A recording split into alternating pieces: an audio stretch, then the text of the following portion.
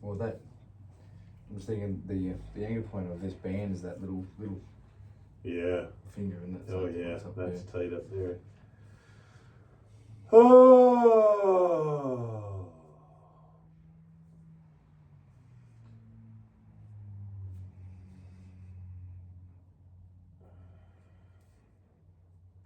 Yeah, I just think Australia's in such a actually incredible, unique position if they did become a republic and start again. You know what I mean? And go, okay, let's take the best out of the U.S. Constitution and the French Constitution, and make it, a real democracy and establish people's rights and, start again. It's so obvious that the head of state should be elected. Because in this day and age, we can't trust, who accepts that the king is divinely ordained, Yeah. I mean, there's only a few nut jobs that would actually think that, Divinely ordained. Yeah, I mean, ridiculous. Prince Andrew was, you know what I mean? Like, he's part of the royal family, so what? He's a pedophile, or Yeah. he's divinely, it's ridiculous. And so, if they're not divinely ordained, then get rid of them. Because they have absolutely no right to be the head of state, And not only that, they're extremely wealthy people that have generated, you know what I mean, the taxpayers' money going to them. And, why is their opinion any more valuable than anybody else? And why are we paying to have them as the head of state? It just doesn't make any sense. It really doesn't. Like, when you get down to it, it does not make any sense to have the monarchy. And it's just more laziness on the part of, Australian culture, I suppose, to keep them there, because they're just like, oh, well, Well, things are working as they are, so we'll just leave it as it is. Yeah. But I don't know if it's that good for the psychological health of Australians.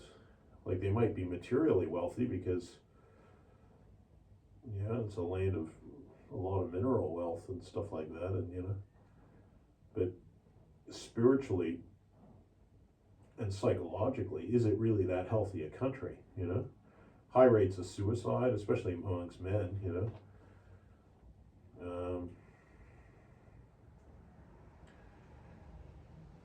it doesn't feel that spiritually healthy a country, if you ask me, Australia. Bloody hell no. But most people don't even acknowledge a spiritual realm. No, I know.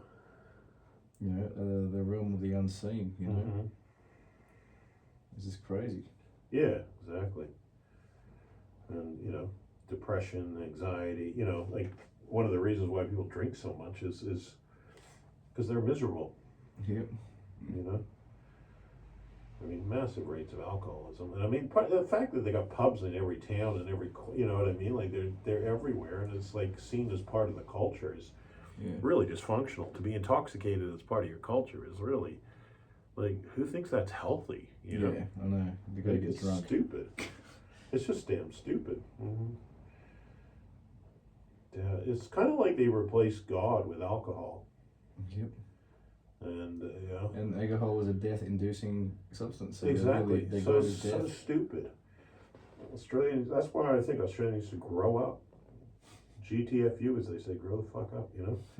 Like, it doesn't require that much intelligence to see the whole thing's a bit messed up. The foundation of the society is not correct.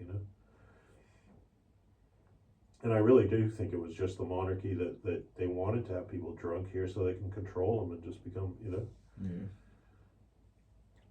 the upper classes and all that kind of stuff.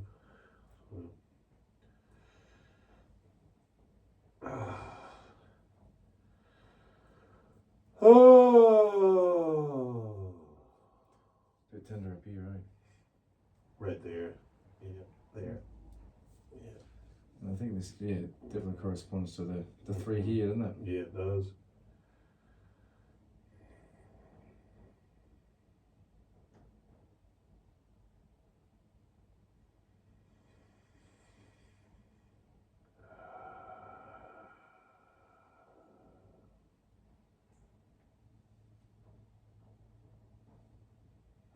I think about, what's the basics that probably needs to be done just to, try to shift things in the right direction.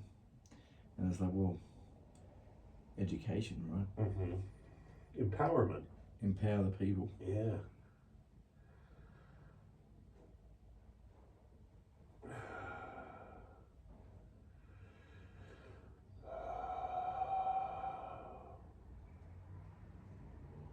Yeah, because I think what can happen too is if you, like in schools, if you overwhelm kids with information that's irrelevant, then they can forget. There's massive information. They forget what's actually important as well, and I think that's sometimes what they do. You know, it's like, because when you think about it, you got to go, okay, what's important in life? You know, and obviously the most important thing is your connection with God and your spiritual life, and you know, following your dharmic truth and having honor and stuff.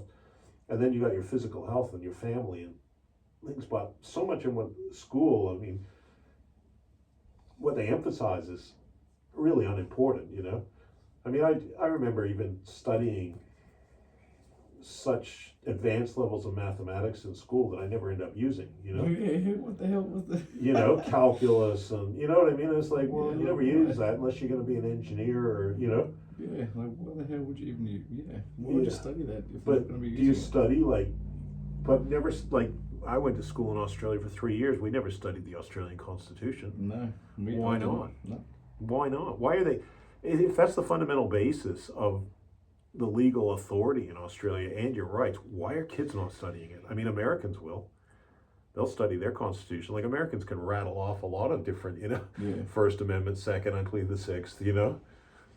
You know, there's some that aren't so important, their amendments and things, but Americans will study their Constitution a lot more than Australians will. So Yes. why is that not considered an important aspect of education here? It's because it's a shitty Constitution, if you ask me. But have you ever met anybody that's studied, any Australian that's actually read the Australian Constitution, except maybe high-ended, Yeah. politically interested Yeah, I think people? he was a well, he's a Seventh-day Adventist, Right. Polish, but he's got that Polish blood of go get him, go fight him kind of thing. Yeah. You know? Yeah, I think I've met another fellow when I was 16. He was a lot older than me, 21. When I started my first apprenticeship, I think he knew about the Constitution.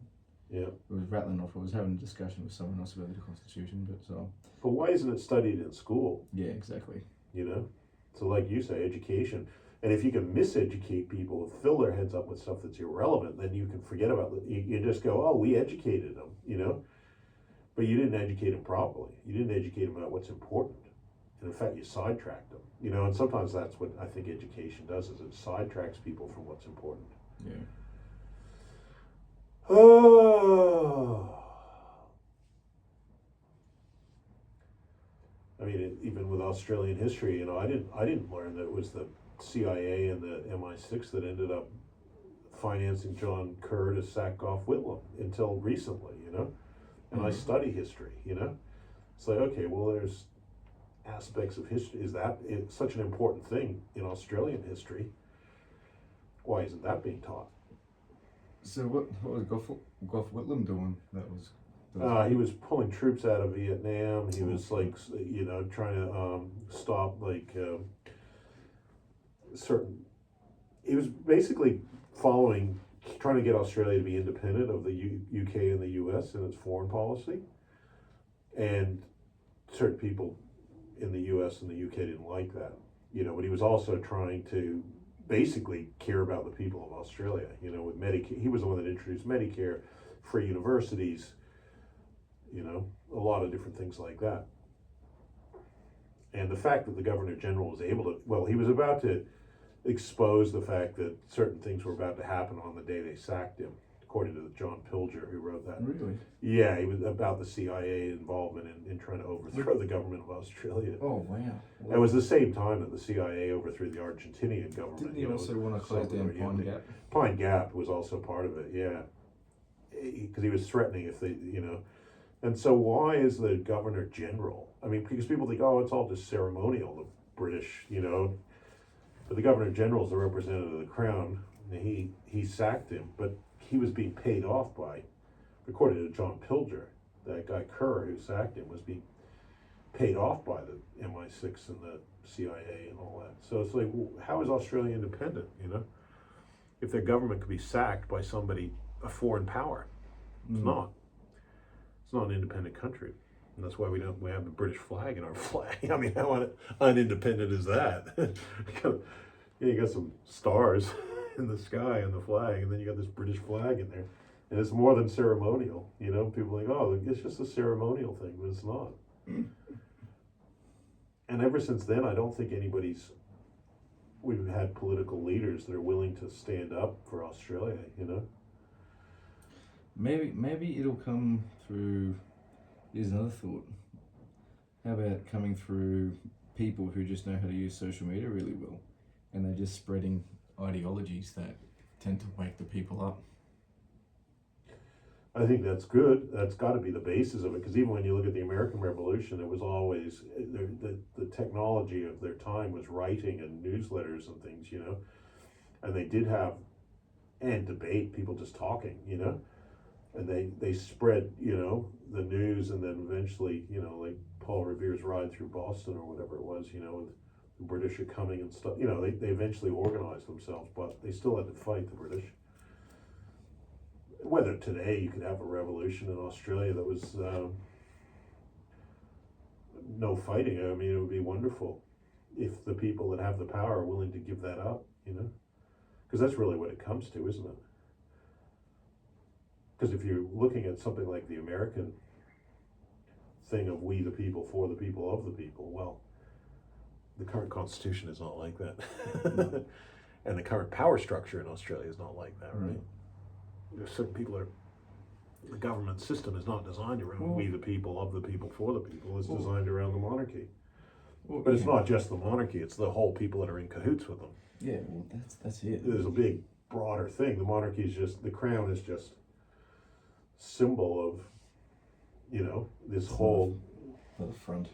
It's a front for, the whole... First, in the old time, it was the British upper class, right? And the, you know, the whole class structure of British society. But now it's more broad even than that, right? It's like a corporate, you know, like whether it be the military industrial complex or the pharmaceutical company, you know, the corporations have gone in with the traditional traditional monarchists, right? Mm. To be the powers that be, you know? So I'm sure now it's more than that.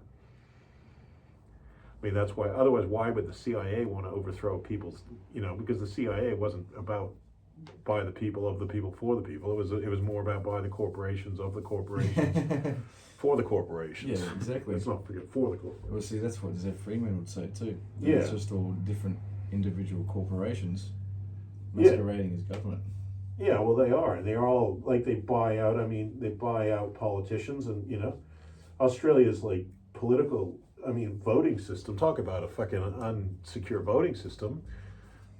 Somebody could just go in. There's no security. You don't have to show any ID, right? You could just go in and go, my name's John. As long as you know somebody's address, you could go to 50 different polling booths and vote for him. My name's John Smith, and I live at, you know, and the electoral rolls are public, so you can look at an electoral roll. Yeah.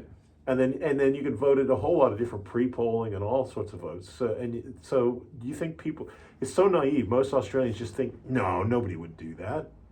They're like, what? What kind of world do you live in where you think people aren't assholes, where you think people aren't corrupt? You know? Yeah.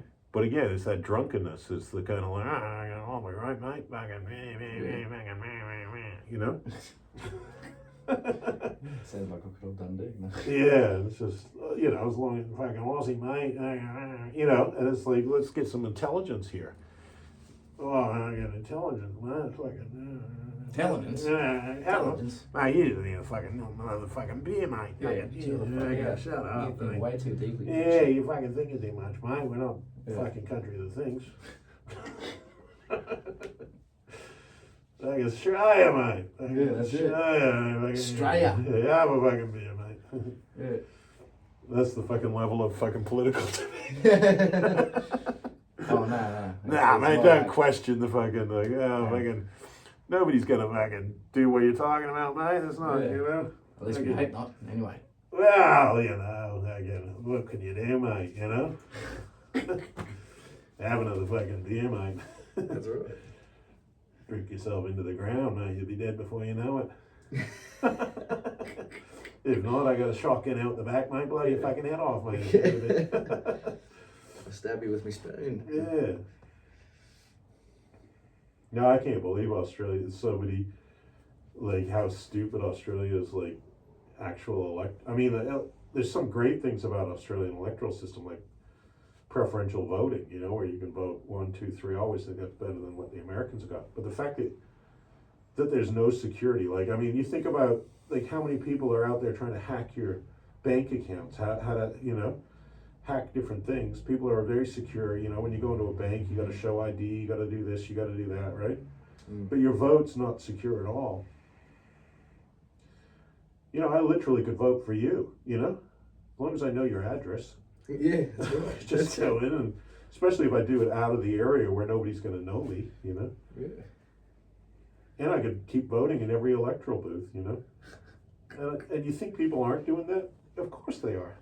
Yeah. People have been known onto the, and so what they do is they just, first of all, they manipulate a lot of people to vote for the major parties, and they're stupid enough to do it. But then whenever there's any opportunity, whenever there's any kind of like potential thing that they would need to get rid of, and of course they create Tweedledum and Tweedledee having a fight, you know. So everybody thinks, oh yeah, we got a robust democracy here, you know, between the two major parties. But because they're both in the hands of, they're both puppets in the hands of the corporate elite, you know. And if anybody independent tried that they didn't want to get in, they could just put on a whole lot of fake voters to get in there and make sure they don't never get elected. So it's so easy. And of course, I believe that's what they do. So that's the level of democracy in Australia, you know. It's very sad. There's no, and who's standing up and going, hey, wait a minute. Shouldn't we have some security over our voting? Nobody. Because no one cares. I know, that's the thing. Nobody gives a shit. Which is why I say it's kind of sad. Because, like, you know, what do they say? Evil thrives where good men do nothing. Yeah. And if you're not going to fight for your democracy and your freedom, then who will? You'll have it taken away. There's a bit charged there. It is there. That's almost what I'd call somewhat uncomfortable. Nothing like a good relaxing massage. That's it, mate. That's it. I'm glad you've learned well. You got your one-liners there. Oh, it makes me want to pass away. Got a duck down there. Yeah. Oh. Oh.